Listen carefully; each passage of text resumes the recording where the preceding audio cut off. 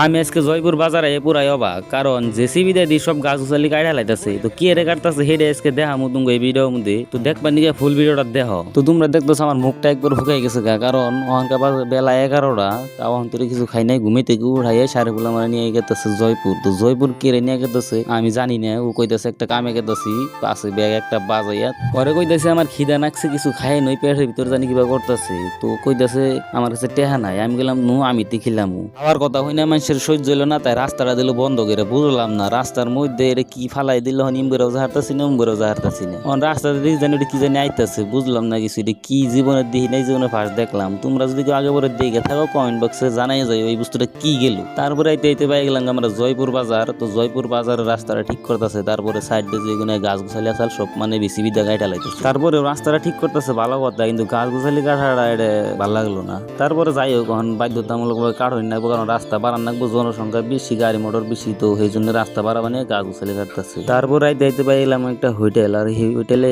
খামু পরোটা। এখন ছাড়িগুলো কইতেছে পরোটা খেলে তুই পয়সা পাবি কোনো। তারপর দেখাই দিলাম আমি 3 দিনের মধ্যে একটা ওয়েবসাইট থেকে দুইটা উইথড্রল করছি।